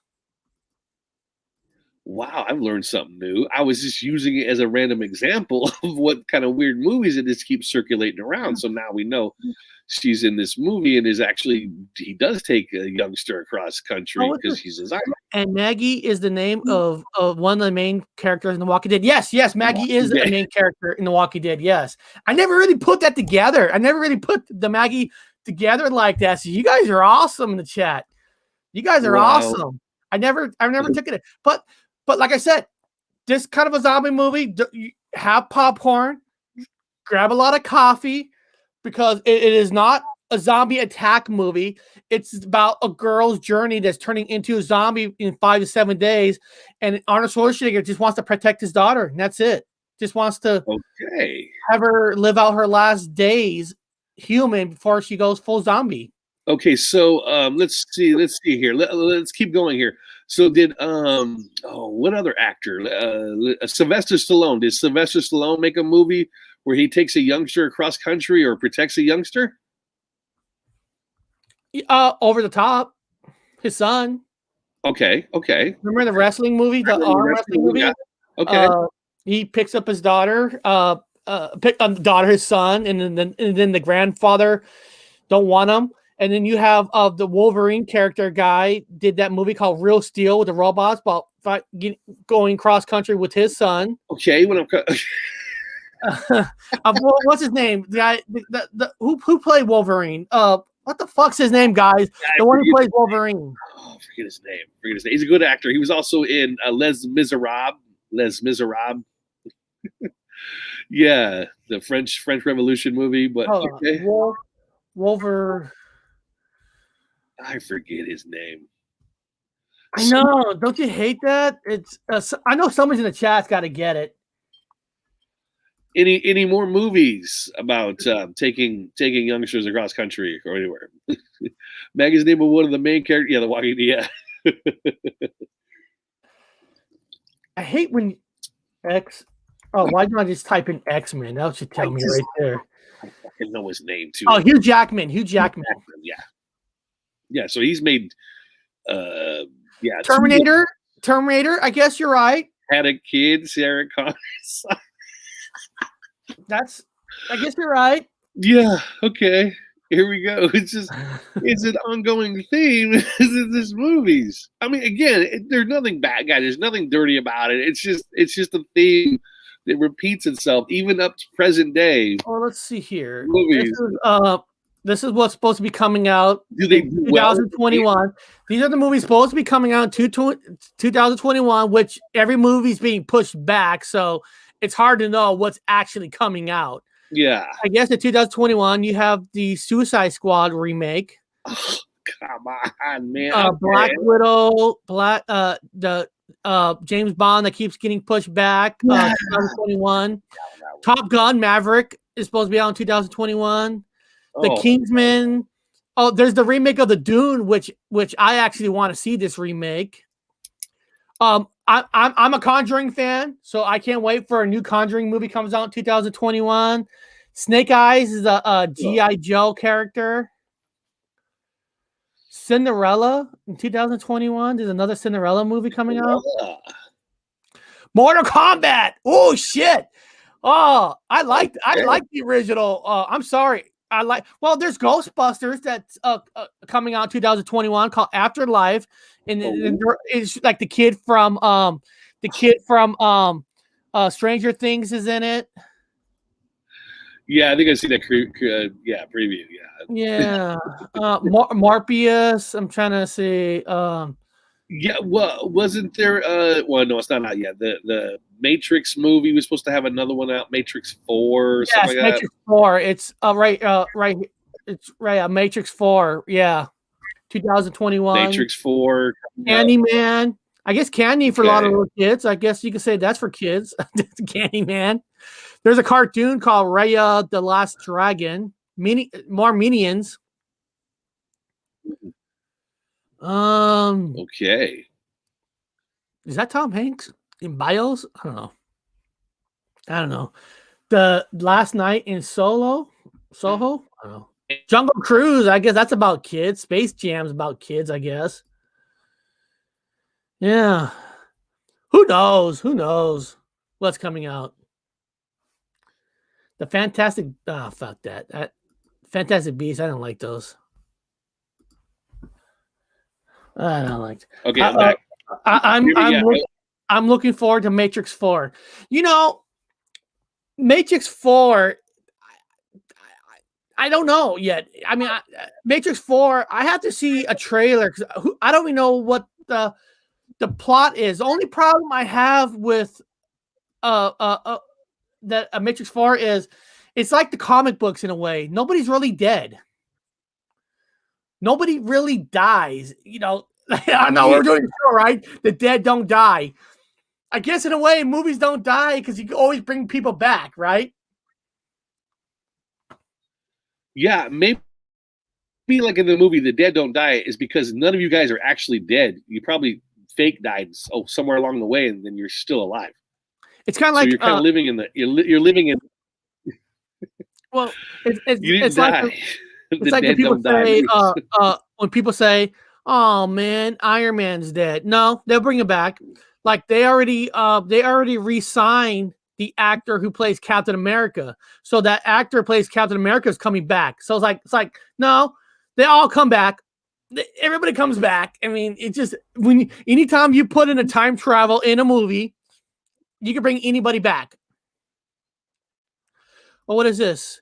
The Gypsy World just watched a Korean sci-fi called Space Sweepers. Space Sweepers. I saw the trailer for that on Netflix. Yeah, that movie looks fucking bonkers.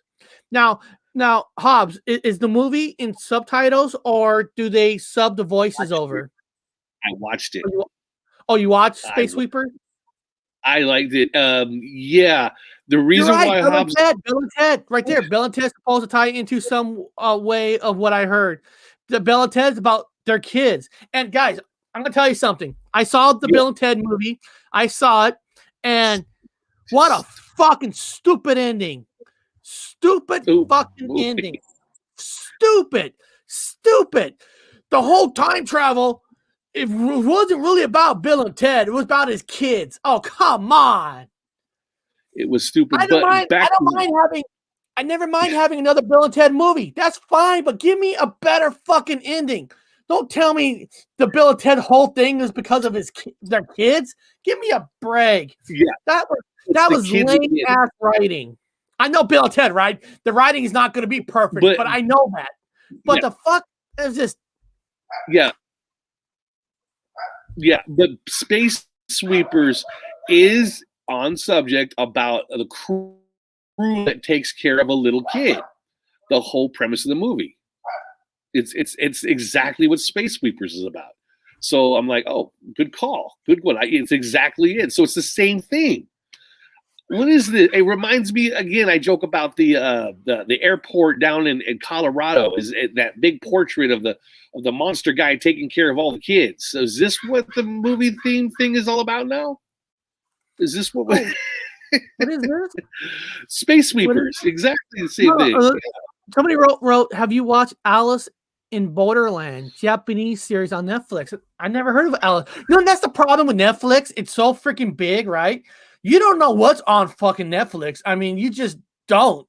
It's hard to know what did he say? One of my favorite movie is Korean, Natural City. Never saw Safe Sweepers. Yeah. Dude, what was that?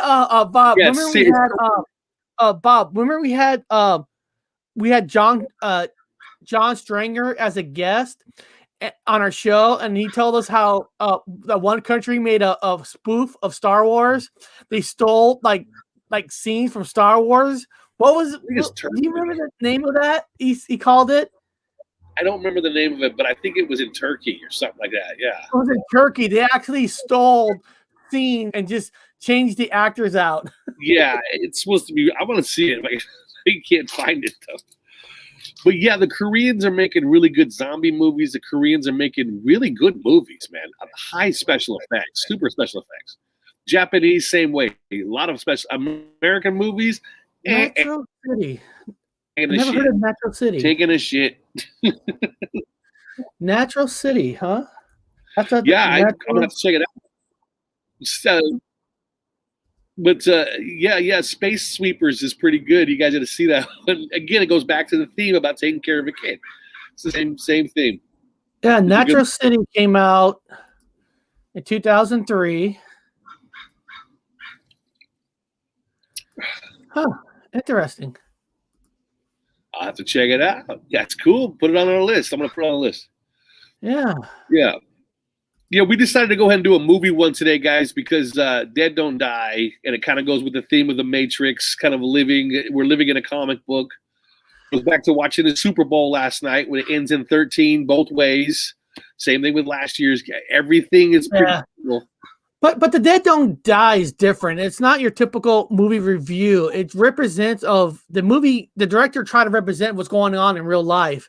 Kind of like Carla. That was awesome when she said that the song came on the radio station 9/11. I didn't catch that. I mean, I caught it. I saw the numbers, but I didn't put the two together like that. And it's just cool that it's put it together like that. They put it there on purpose. I mean, so if they do something like that, there's got to be a message behind everything. Everything in the movie was a message. So a lot of movies now are coming out with, and a lot of movies in the past, with their slight little bit of whatever changes you want to call them, are kind of relevant to now. They're really overlapping to now. They're truth drops. They're not truth drops. They're changes in the movies. I don't care where it comes from, but there's changes in the movies on purpose. We just got to figure out what it means. You got to look at it. I know Matt from Quantum of Conscience also does the movies. He analyzes them too, and he sees all the weird ones. So Bigfoot, no, awesome movie. So Natural City, I got to watch it now. Everybody's saying it was a good movie. Yeah, now I'm going to have to watch it now. Now I just got to figure out what format that it's on. How can I watch it? You know, what is it on Netflix? Is it on Amazon Prime? Is it on Starz? Is it on HBO? Where can I find Natural City? Or is there a free copy on YouTube? I'll find it. I'll get it. I'll take a look at it. I'll find it. That'd be cool to watch. Movies are all true stories. Our brains can't make up anything. Right? It's the truth, man, because if they wrote the book, the good book, the Bible, the Quran, the Torah, humans wrote that just like they wrote comic books, just like they make movies. They didn't have a movie projector back then. They wrote it into a book. It's the same concept. There's truth drops in the books. There's truth drops in movies. There's truth drops in comic books. There's truth drops in everything now, all the way up to this time period. Your guess is as good as mine what's going on now after this. So, keep open for that stuff. You know, what's interesting is you talk about like movies with kids and stuff. The movie Ghostbusters Afterlife, the director name is Jason Reitman, who's the son of Ivan Reitman, who did the original Ghostbusters. Oh no! So technically, the movie is directed by Ivan Reitman's son. It's the children nowadays. It's the children. The children taking over. Bill and Ted's Adventure. Their daughters did all the stuff for the old men to become success. It's just everything's like this now. So I guess some parts of kids are taking over, and some movies about taking kids across country. Yeah. I guess the adults are turning into zombies. We're zombies. Well, not me, but some adults are zombies, if not the majority of them.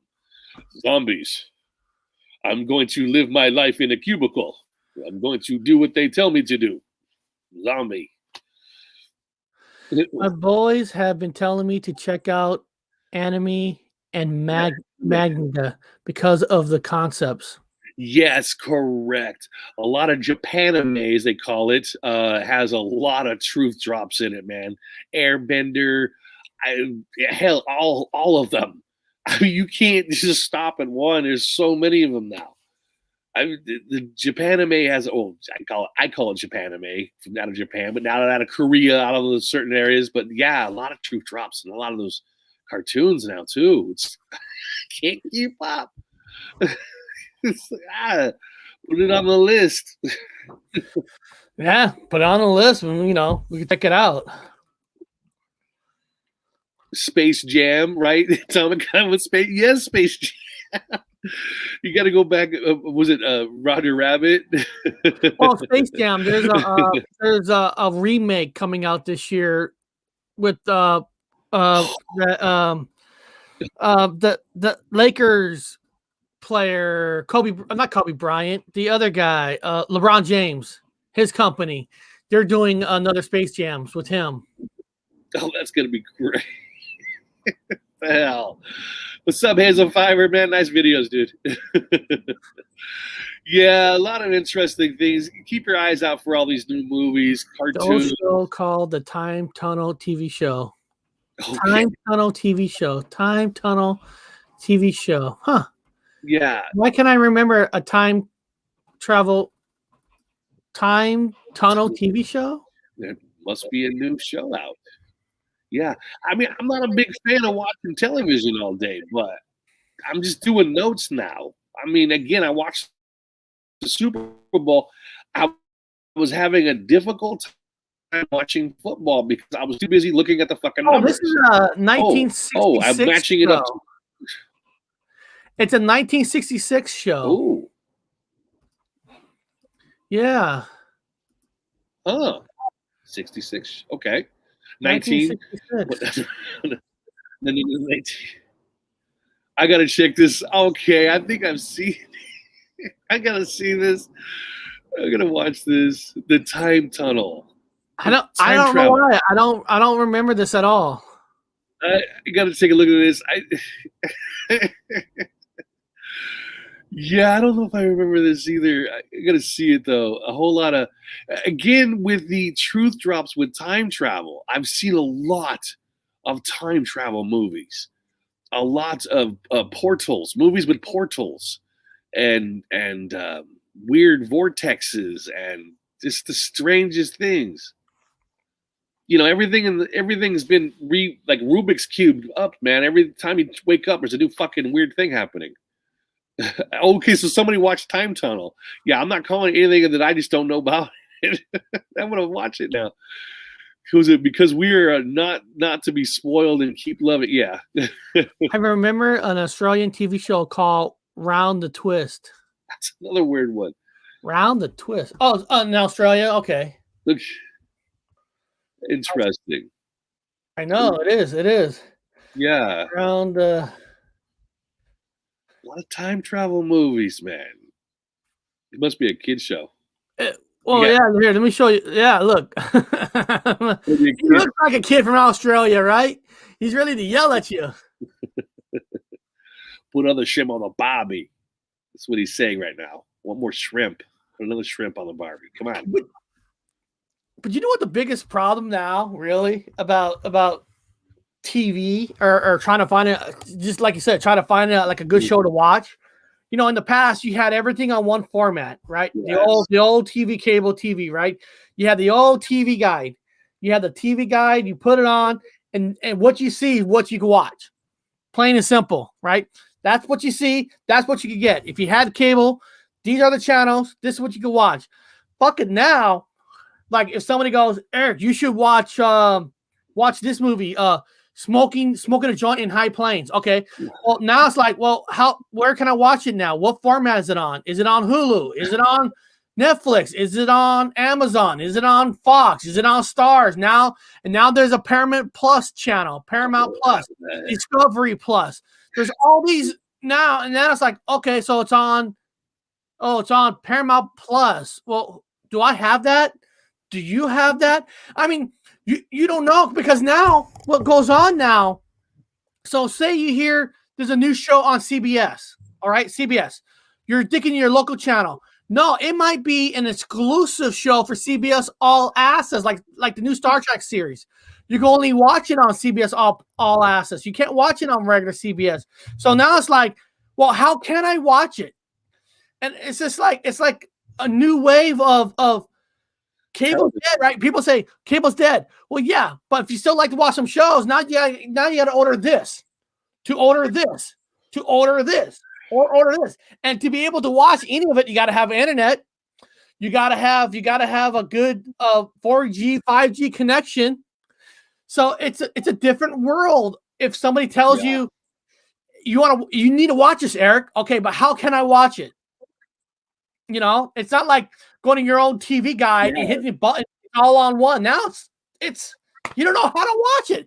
Yeah, you don't want to find HBO, right? There's HBO now. There's HBO Max Originals. Now there's Discovery Originals. Now there's CBS Originals. You can only watch this if you're paying for the streaming service. So it's just like, how the fuck you can watch anything? Now Amazon, you're kind of lucky, right? In a way, if you have Amazon Plus, if you have Amazon Prime, because you order stuff through them, you get the video free with it. But if you didn't, you got to pay for it. pay for it. It's like you don't know how to watch things anymore. If you hear anything that's good, Yeah. So Eric, for the last few minutes, I'm gonna do that. Well, it's what the fuck news. Throw this real quick at you guys. go for it. Okay, so we've got we got a passing swarm of meteors. Okay, so I'm just gonna throw this out to you guys. This is for those of you guys that, if you're a flat earther, then you got a passing swarm of broken pieces of the dome on top. I don't know what you want to call it. I don't know what you want to say, but anyway, you got a passing swarm of meteors, whatever you want to call them, from whatever camp you come from. It's from the Taurid complex, the TAURID, Taurid, I call it, Taurid complex. And it's likely, they suggest, that it's followed up behind the 1908 Tunguska blast meteor. For those of you who remember Russia, the Tunguska blast, which was about 1,000 atomic bombs, that motherfucker blew the fuck up. Now, lucky nobody died because it was up in Siberia. But this is believe it or not, everything takes time. This is the tail debris behind that Tunguska blast meteor, and so it's going to be going on for the rest of this week. For those of you guys that actually have the skies to look up stuff, you want to see meteors coming down. Now, I'm assuming the majority of them are going to burn up in the atmosphere. Again, if you're a flat earther, its pieces are coming off your dome, whatever you want to call it. I don't know. But there are pieces coming, and when the warnings do come, and they are true, because I've worked at a museum of flight, and we used to have telescopes, and we used to watch them come in when they do come in. So, yes, there are going to be meteors on their way. Is it going to fucking do anything? I don't know. The 9 times out of 10, it does not. Again, back in 1908, they had that big one hit. This is supposed to be part of the same trail, the Taurid complex. So keep you guys' eyes up to the sky this whole week. If you have clear skies, take a look for the meteors. If you have a telescope or whatever, and just be a little bit vigilant. It's just been the closest they've been to Earth since 1975. So last time they came this close to Earth in 1975, so they're close. So they're going to hit a couple on the ground, or they're going to blow up in the atmosphere most likely, or they're going to hit the dome or whatever, the toilet bowl, if you're whatever it is. I don't fucking know what's going to do. So just keep your guys' wits about yourselves for the meteor shower. Again, that's the growing consensus with all the scientists. You guys use it, do what you want, throw it away, make fun of it if you want to. I don't care. But yeah, meteors are on their way. Is it the end of the world? I don't think so. So that was that one real quick, Eric. No. That's the what the fuck news for today. We didn't have a chance to film it because I'm over at Eric. So yeah. And meteor showers, guys. And then tomorrow, guys, like I said, tomorrow, go to my webpage, and we're gonna do what the fuck world news, and where we can be a little bit more open to say without worrying anything. Now we got a few minutes left. What I did, Bob, I pulled up so many streaming services. Right? Hold on. Yeah. Somebody said, "Do you know what they're gonna hit?" Most likely they hit the oceans. Most likely they're going to hit the oceans. They're not reported to be over. We don't have the information for it hitting any over certain land areas. They haven't said anything about that. Even if it was going to, they wouldn't tell you anyway. They don't want people getting panicky. So I don't know where they're going to hit. My gut is going to say it's going to burn up in the atmosphere or hit the ocean or whatever it is. But yeah, sorry about that. I don't have that answer. I'm only giving. Maybe we'll look it up, and you'll have maybe an answer by tomorrow. Yeah, I might have some more information for you guys tomorrow. If we're gonna do our we'll do our thing, and then I'll try to find out where exactly these things are gonna be in the sky, over what continents. Don't know. You got Acorn TV. You have Amazon Prime Video. You have Apple TV. Something called BritBox, created by BBC. You have Disney Plus. You got Broadway HD now. ESPN Plus. You have Fubo TV, HBO Max, Hulu, Netflix. Of course, we know Peacock. Yep, you got the Peacock. You got Showtime. You have Sling TV. You have Voodoo movies and TV Voodoo. There's a lot more than this. I don't know why I only give me this. Is there like a number to? Is there like a number for more? Because there's a lot more than this. Well, everybody's at home watching the television, or the computer screen or whatever the hell you look at. Television, phones, iPads, computers. And everybody's offering a 7 days free trial. This and this. That. So guys, yeah. So tomorrow, join us for a censored-free news, and come to my channel. You know why it's censored-free? Because guys, I fucking own the channel. It's not fucking owned by Twitch, D-Live. It's none of those stupid other. They're not stupid channels. No. They're not stupid channels. No. What I'm saying is nobody could tell me what I can say, I can't say, because the only person I answer on the Gypsy Road live channel is me. Yeah. That's it. That's it. It's kind of cool.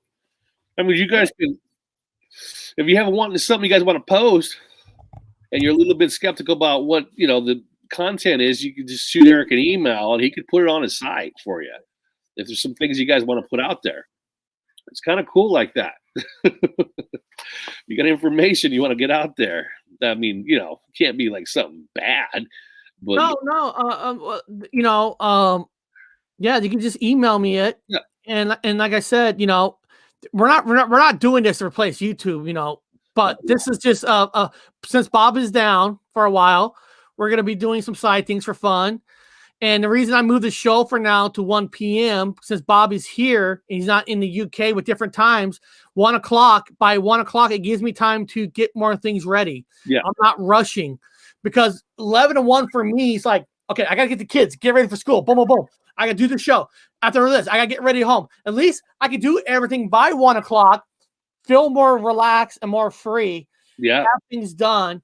And then this gives me a fun experiment where on Tuesdays and Thursdays, we could kind of do what we want and say things that we can't say on here on another channel for fun. So guys, please check it out. And like somebody wrote a comment about like mask. Well, on my channel tomorrow, we can say whatever we want about it because nobody can do anything about it. Anything. We can talk about masks, anything we want. It's whatever, it's Eric's own platform. And I know there's only going to be 5 of you watching, so that's fine. It doesn't matter. It doesn't matter. We can talk more free, more fun, and who knows what kind of shit we'll have. Yeah. But it'll be fun. And guys, I'm going to be, some of you might already got one from the website. I can send out stories, right? I can send out stories on what do you call it? Fuck. Newsletter. What? Newsletter. Fuck. I'll say newsletter. I'm gonna be sending out a newsletter every Sunday night. But like I'm gonna try to pre-program what kind of conversations we're gonna have that week and put it in a newsletter. So by going to the website, signing up, you'll get that newsletter sent to you. And if you guys got stories like Tomicon, if you guys like Bigfoot and Nomius, if you guys got some cool stories, Texas Danny, cool changes, I could put that in the newsletter and have it sent out on Sunday. And we could talk about some of your guys' stuff on Tuesdays and Thursday that we can't say here. Yeah. Yeah. Put it in that's what I'm getting at. Yeah. And before we let you guys go, I'm not giving you the answers. So there is some changes with the Mona Lisa that was brought to my attention. And I had, oh my God, I agree with you. I'm not telling you what you're into. If you're into that kind of thing, if you have a false memory of whatever, something happening, take a look at Mona Lisa. Take a look, long, slow stare at Mona Lisa. You'll see what I'm talking about. If you do, some people might not. Yep. Guys, check that out. And Texas Danny, I got the email saying you signed up on my channel. So I appreciate that. My good old friend Texas Danny. And during our world news, Bob, I might be playing some of of Texas Danny's land changes on that channel. Absolutely. Because you know why? His land changes is news. Yeah, I'm going to be honest with you. I love Texas Danny's speeches. I love it. I like his hang in there speeches. I love it. I love it. It's awesome. A lot of people are stressed out right now, and it's nice to hear that. Hang in there speeches are good. Yeah, we might play one of his speeches tomorrow. Yeah, hang in there speeches are great, man. I fucking love them. You know, it's a stressful time for a lot of people, especially with weird things happening all the time. And if you can read the narrative within this Matrix game, then it throws you kind of off a little bit. It does. He's smiling now. Yeah, he's smiling now. But also, I'm not going to give you the answer. Take a good look at her head and body, and you're going to see some weird thing. Maybe you won't, unless you really been watching her, you might not see it. But somebody brought it to my attention. I'm like, oh my God, I just saw that. I know exactly what it is. And I sent it back and said, yep, that's what I see too. Okay, cool. Yeah. This is a little game where you guys play. Yes. Yep. And guys, like I said, when you go to the webpage, it's on the blog section. I need to fix it where I can move it to the front section. So when you go there, if you don't see it, go in the blog. If you scroll down and the video is here. Let me just show you guys real quick, and we'll go.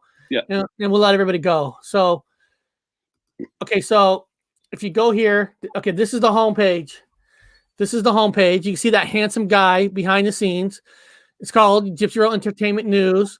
So everybody knows it's entertainment. We're not telling you guys that this is true entertainment. But if you go to blog, you click on blog. If you scroll down, you see right here, we already got a what the fuck news from Bob from the other day. So Bob's already on here. Look at that. Look at that happy Bob. So happy that the world being destroyed. I love it. You go there tomorrow. We're going to try to do it at noon. Now, guys, we're going to try to have it at noon, but Bob and I experienced some learning how to use this webpage more. So it took us a little longer than we did, but it will be on. Yeah. I think we got it down on how to do it. I think Monday was a learning experience. Friday was a learning experience. So hopefully this time we have it down. So it'll play right at 12. I'm still learning this OSB program. You got to do it with the website. It's a little more, it's not like YouTube, right? Or StreamYard. You click go live and you go live. But Bob and I learned you have to refresh that stream key or it doesn't work. Yeah. See, people are already going to the Mona Lisa. They're already out there going, what do you see? What do you see? Guys, you want to know what you see? Come back tomorrow. Yeah. So beyond that, guys, we'll see everybody later and have yourself a good day. Eyes to see, people. Eyes to see.